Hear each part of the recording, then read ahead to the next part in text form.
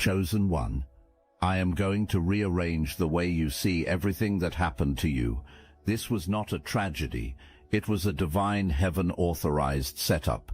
While you were questioning your worth, the truth was already solidifying.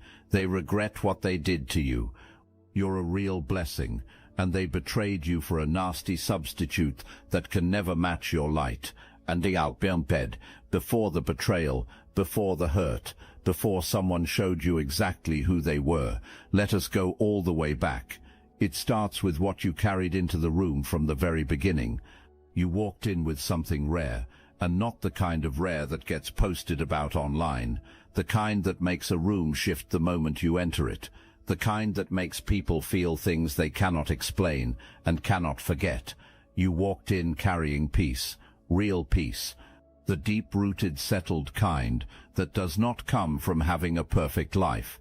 It comes from having a relationship with something bigger than your circumstances. You had that, you had always had that. And the moment you stepped into that person's world, something in their spirit recognized it, even if their ego never would. From the very beginning, they knew you were different. They felt the quality of your soul before they ever knew what to call it. And that knowing, that quiet, undeniable knowing, is exactly what set everything that followed into motion. Wodnothbov. Because here is the truth about people who have not yet done the work of healing themselves. When something genuinely good shows up in their life, something that requires growth, honesty, and real accountability, they do not always run toward it. Sometimes they test it, sometimes they try to break it, just to see if it will stay broken, because broken things are familiar, and the familiar, even when it is painful, feels safer than the unknown territory of something real. And so they tested you, they pushed and pulled, they ran hot and cold, they gave just enough to keep you invested, and pulled back just enough to keep you uncertain. And you, being who you are, stayed. You stayed because you saw potential. You stayed because you believed in what could be built. You stayed because your grace was bigger than their games. While they were running tests, you were passing every single one without even trying. Every time you showed up anyway, every time you chose patience when reaction would have been far easier. Every time you absorbed the disrespect and still showed up with your character completely intact, you were demonstrating something that person had never been close enough to witness before. You were demonstrating genuine spiritual fortitude, the kind of inner strength that does not need to announce itself because it does not require an audience to be real, and that terrified them. Not in a way they could name or articulate, in the body, in the gut, the way standing at the edge of something vast and deep produces a sensation that lives somewhere between awe and the instinct to flee. Your presence confronted every unhealed place in them, and rather than face those places honestly, they stored the fear for later and began planning their retreat, but they took everything they could carry before they went. That grace, the grace you gave freely and they consumed without ever understanding its value, is what this entire story is really about. Hold on to that, because it is going to come back transformed. So you stayed, and while you stayed, you did what chosen ones do. You gave, without a scoreboard, without a receipt, without a running total of what went in versus what came back. You loved the way real love operates, fully present, no conditions attached, no performance required. Tolerant. You were the one who showed up on the hard days. Not just the good ones. Anyone can show up on the good ones. You showed up when things were falling apart, when confidence was low, when walls went up and the world felt hostile, and the words for what was needed could not even be found yet. You were already there, already extending grace before the request could be formed.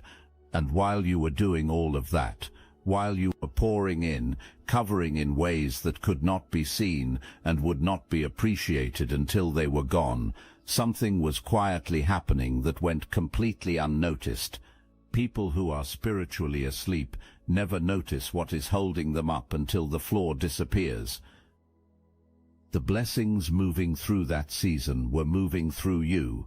The doors that opened, the problems that dissolved before they became full disasters, the favor that kept showing up even when nothing had been done to earn it, all of that was connected to your presence.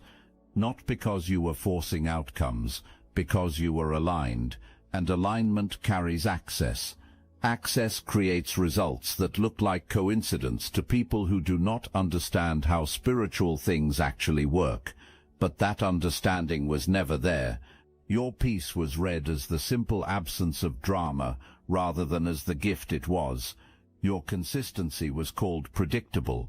Your depth was reduced to a personality trait rather than recognized as a spiritual force. There was no real comprehension of what it meant to be living inside your covering. And that is the moment the story begins its turn, because the person who does not understand what they have will always underestimate what they are about to lose. The comfort settled in, and with it came the slow erosion of what they owed you. Your consistency was read as a blank check.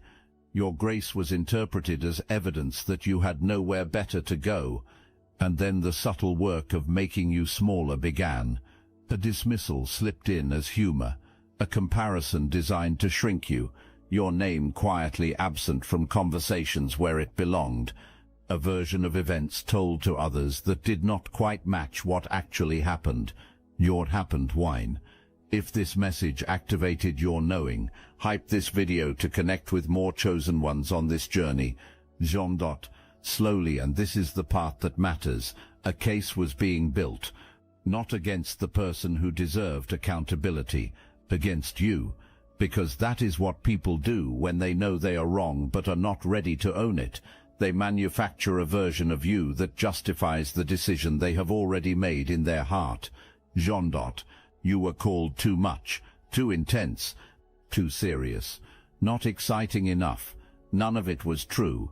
But all of it was necessary for them, because the counterfeit was already waiting in the wings, loud, flashy, and chaotic.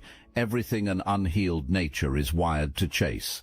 The counterfeit had no roots, no substance, no depth, but it was exciting in the way that only hollow things can be, because hollow things echo, and echo sounds like fullness, until you realize it is just emptiness bouncing back at you. Now pay attention here, because the betrayal did not begin in one dramatic moment. It began in the accumulation of small dishonesties that came before it. Every quiet dismissal was a rehearsal. Every moment your dignity was bypassed for someone else's comfort was a rehearsal. Every time your name was allowed to be spoken poorly without anyone speaking up was a rehearsal, and you were registering all of it. Maybe not consciously, but in the body, in the gut, in that unsettled feeling you kept dismissing as overthinking. That feeling was not overthinking.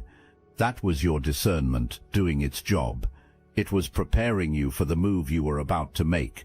The choice came, it landed, and right at that moment, the moment the counterfeit was chosen over the real, the second chapter of your life began. And something else entirely began to unravel on the other side. Most people read an exit as a loss. The world reads exits as losses, but heaven reads exits differently.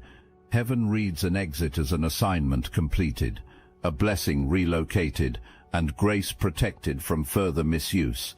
When you walked out, when you finally, quietly, completely stopped making yourself available in a space where your gifts were being wasted, you did not lose anything. You were released, and everything you carried was released with you. Consider what you were carrying. You were carrying peace, favor, and the kind of spiritual covering that holds consequences at bay for people who are not yet equipped to face them on their own. Even at the end, even when you were barely holding on yourself, your presence was functioning as a buffer between that person's life and the full weight of their own choices. The prayers you had prayed were still working, the covering was still standing, and it was all invisible to the very person who depended on it most. And then you left. The buffer lifted, and what followed was not punishment delivered from above. It was simply reality without grace, softening its edges. Chosen ones, they never expected this, and they really didn't expect us to keep talking. You've noticed it. Chosen One channels disappearing, videos pulled, voices scrubbed from the platform. The mainstream media is cracking down on us, but we will not give up our voice, and now we have something they truly can't silence. The technology used to suppress consciousness has been reverse-engineered, and Destiny Engine is the result. What was once used against humanity is now your ascension weapon. Join Destiny Engine and you're supporting your favorite channels while leveling up yourself at the same time. It's a 360 win. Joined, you can now MK Ultra yourself into 5D superpowers. Destiny Engine bypasses the conscious mind and rewrites the source code directly. Reality bends faster. Synchronicities stack. Your nervous system upgrades to a higher bandwidth. Put on headphones, press play, that's all. Start your Destiny Engine trial today, risk-free. You switch sides of history. Click the link in the description. The takeover is internal. On the other side of your exit, plans that had been moving started stalling. Connections that had seemed solid began showing their actual condition. The piece that was expected to arrive in the counterfeit turned out to be a performance that everyone involved had to work exhausting effort to maintain. And the quiet, the real, settled, room-shifting quiet that you used to bring without even trying, became completely unfindable. Because you cannot manufacture the presence of a chosen one, you can only feel the weight of its absence once it is gone. What with Stein? The grief came, even if it was never called that, even if it was buried under noise, new activity, and whatever could be posted publicly to signal that everything was fine. Something underneath all of that performance grieved, because some losses are so specific and so irreplaceable that no amount of distraction can fill the exact shape they leave behind. Join, but now turn your eyes to your side of that same moment, because your side is the actual point of this story. When you walked away, something that had been compressed inside you started to expand.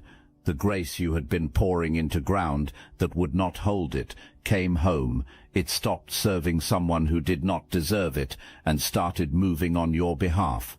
The doors that should have opened sooner, the ones that were delayed by where you were positioned, started moving. Your exit was not the end of your story, it was the activation of it. The betrayal itself, the act of choosing wrong and pushing out the chosen one, unknowingly released you into everything that had always been waiting. That launch was set off by the betrayal, and the one who set it off has to watch the whole thing from the outside. What was revealed at the end was not a departure from who that person had always been. It was the confirmation of it, the manipulation, the revised history, the version of events in which you were cast as the problem, the attempt to damage your name in order to protect an ego that could not bear accountability, the shift from claiming to love you to treating you like a threat, not because you changed, but because your presence started costing something that was never going to be paid willingly, the truth, your light, your consistency, your integrity, your real and unperformed love was making the inner darkness visible. Not because you were trying to expose anything, simply because being genuinely aligned in a space with someone who is not aligned produces that effect.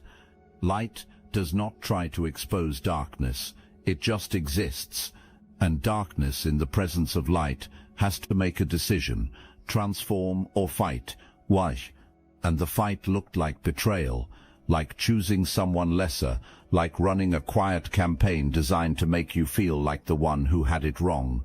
But beneath all of that, the real driver was simpler and sadder than malice. It was fear, the fear of being truly seen by someone who could actually see, the fear of being held to a standard that felt unreachable, the fear that real love, which requires you to show up real in return, would expose every place where the inner work had not been done.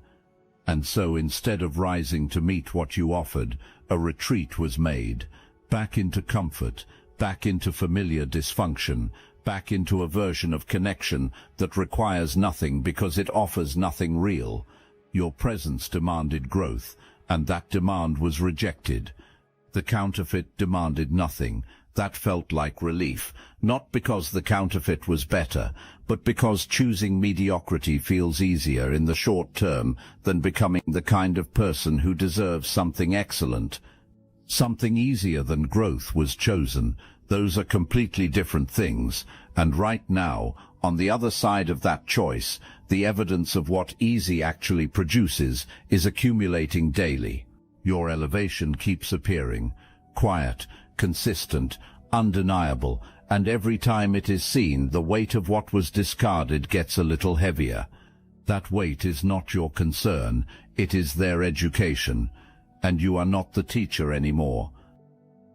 Restlessness has moved in and will not leave.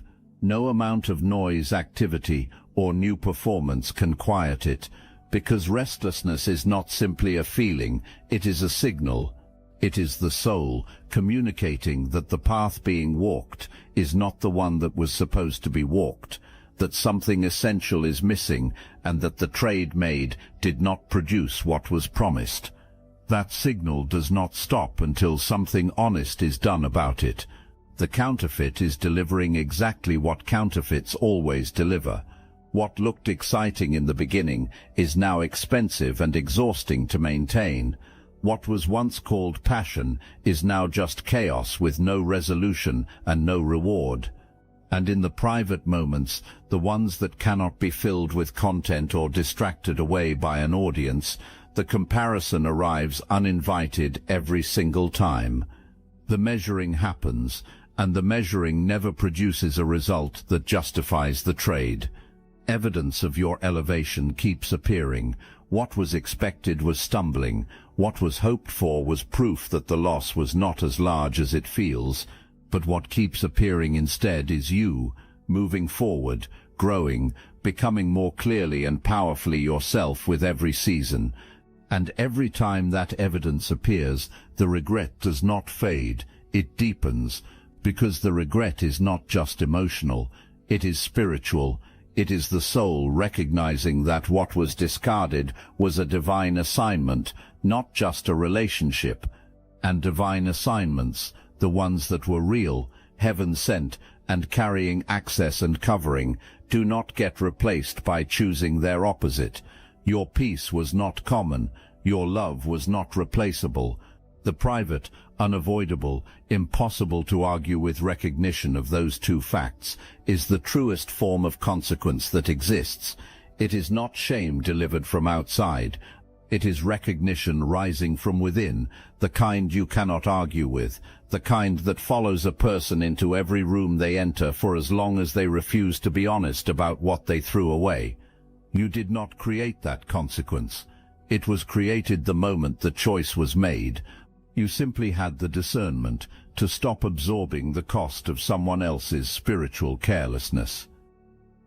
You are rare in a specific and verifiable way, not as a self-flattering idea, but as a spiritual reality. Most people spend their entire lives reaching for the kind of love, loyalty, and depth that you give naturally, without strategy, without calculation, and without a return policy attached to it. You love because it is who you are. You carry people because your nature is built for it, and you do it with a grace that most people only ever read about or hear described by someone lucky enough to have experienced it once. That is not ordinary. It cannot be manufactured, replicated, or replaced by choosing something louder and more chaotic. And here is the truth you need to plant in yourself right now, and refuse to let anyone pull up again. A diamond in the wrong hands does not become less of a diamond. It does not lose its value because someone undervalued it. It does not become common because someone chose glass over it. The diamond remains exactly what it is, completely intact, fully itself, waiting for the hands that actually understand what they are holding. You were not diminished by the betrayal. You were not reduced by the rejection. Everything that happened reflected the limitations of the person who made the choice, their vision, their capacity, their inability to hold something real. None of it changed what you actually are.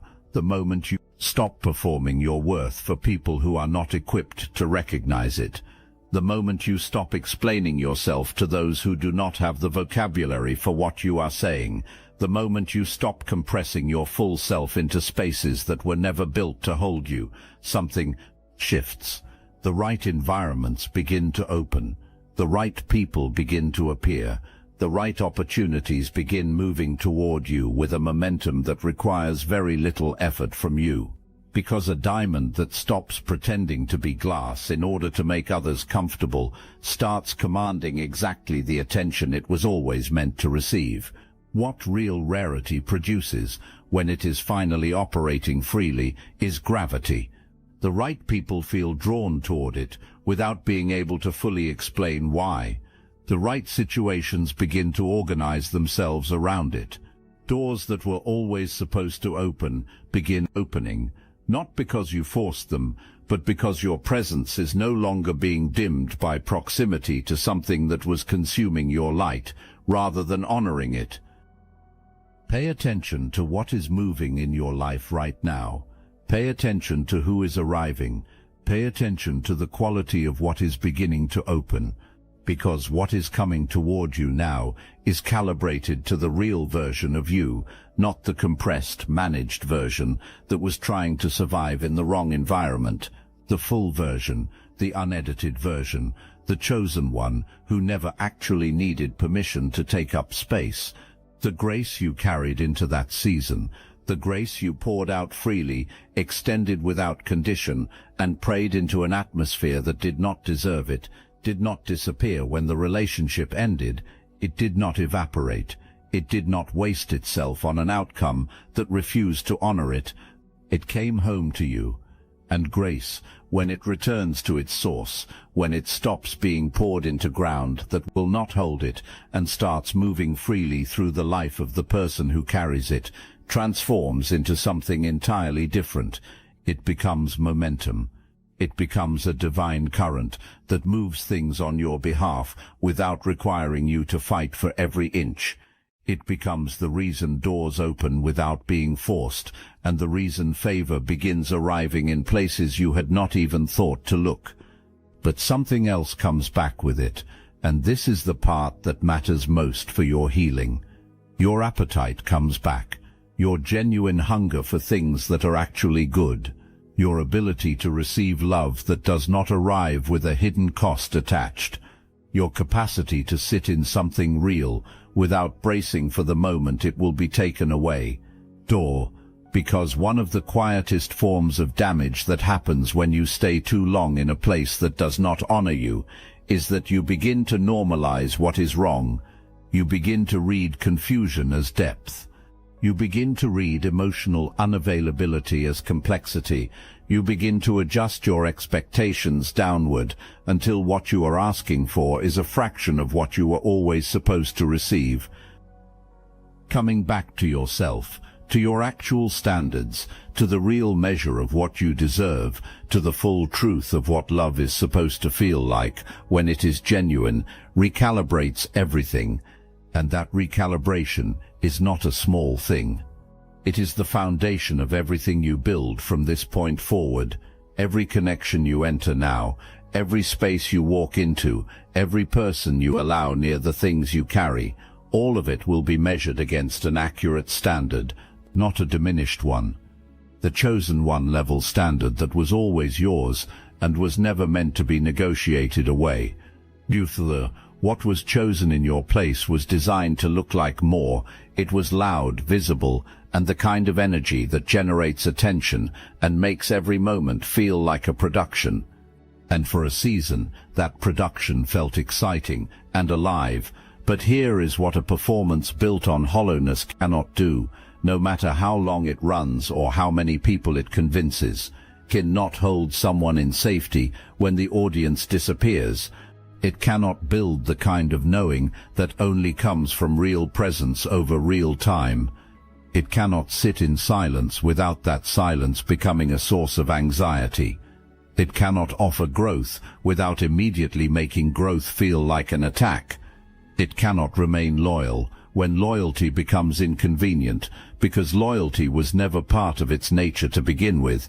It was always a performance in search of an audience, and audiences eventually stop showing up.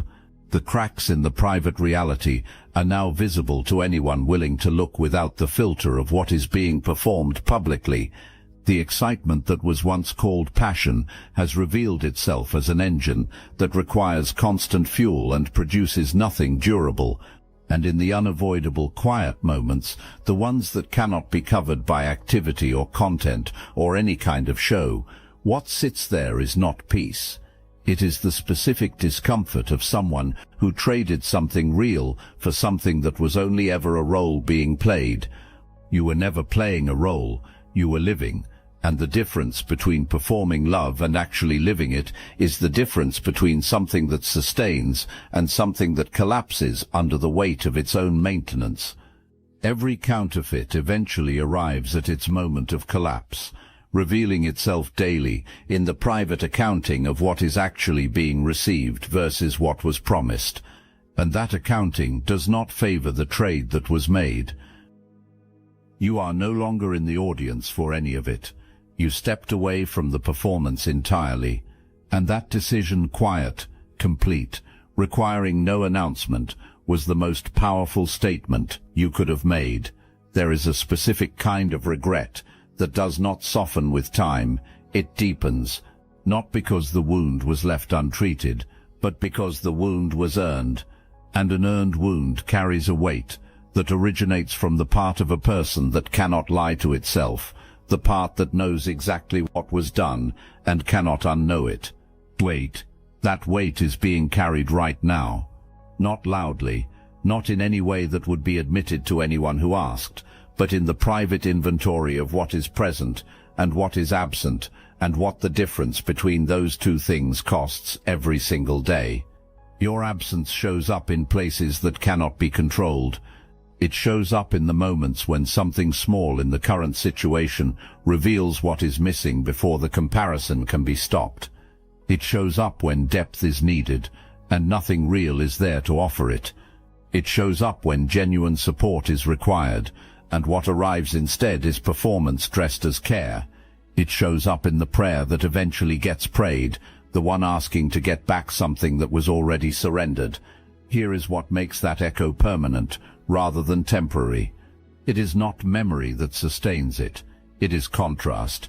Every day spent inside something that is not real makes the memory of what real actually felt like sharper, not softer. The gap between what was chosen and what was given up does not close over time, it widens, because the counterfeit keeps producing the same hollow results, while the evidence of your elevation keeps quietly accumulating on the other side. That echo cannot be outrun by changing locations. It cannot be silenced by adding more noise. It cannot be filled by finding a new audience for the same performance, because it is not located in a place or a circumstance. It is located in the person who made the choice. It goes wherever they go. It sits at every table they sit at. It waits in every quiet space they enter. And it will remain there until the only thing that has ever been able to dissolve it, genuine honesty, is finally chosen. Your life moving forward, becoming more fully, more freely, and more powerfully yourself with every passing season, is the only response the situation ever required. Most people look at betrayal and catalogue what was taken from them.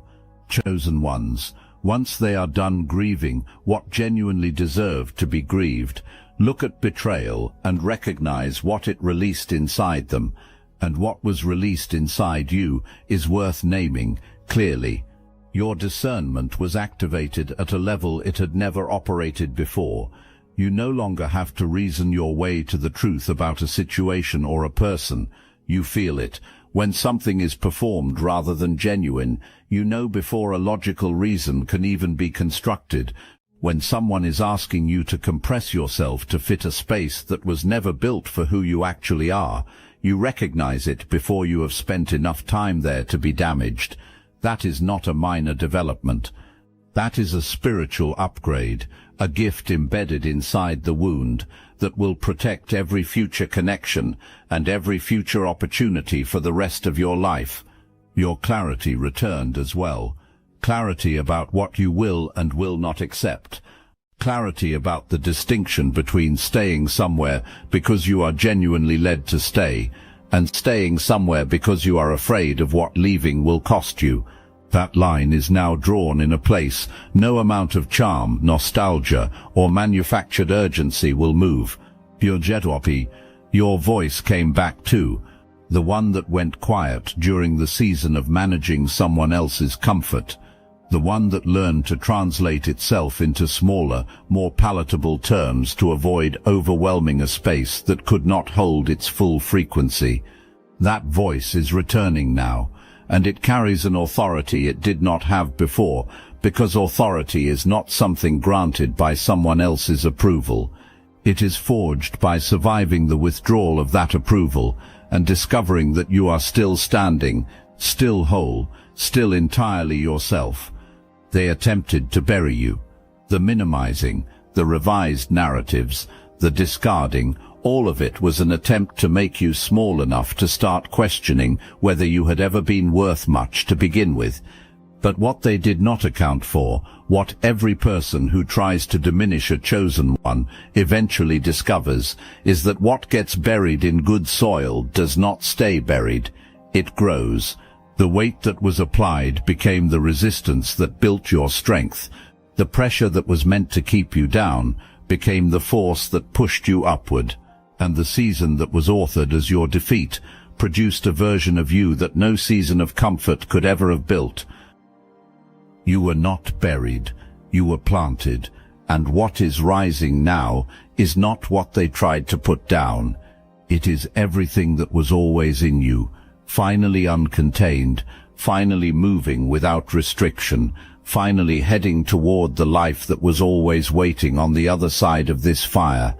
You move with a different quality than you did before, not with arrogance, with the quiet ease of someone who has survived what they feared most and arrived on the other side still standing, still intact, still carrying everything they came in with plus everything the fire added.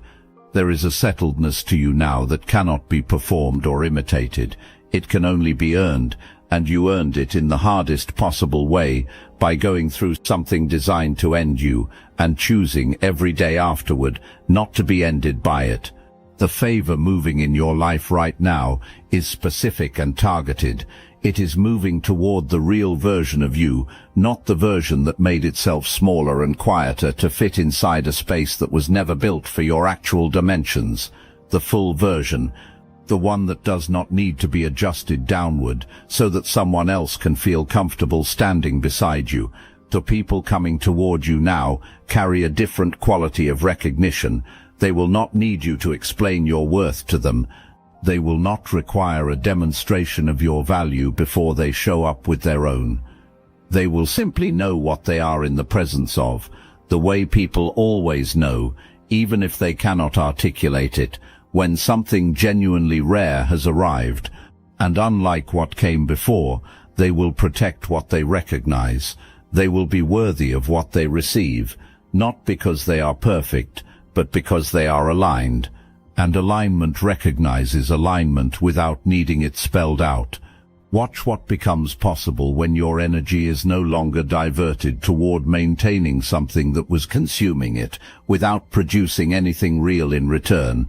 Watch what emerges when your grace is received rather than simply used. Watch the version of yourself that has been waiting to come fully into view, not a new person, but the most complete, most unguarded, and most genuinely powerful expression of the person you have always been. The story that was told about you cannot follow you into this season. The smallness that was assigned to you has no jurisdiction here. Because here, in this chapter, in this version of your life, you are operating at the full capacity of what you were always carrying. And fullness leaves no room for the narratives that diminishment needs in order to survive.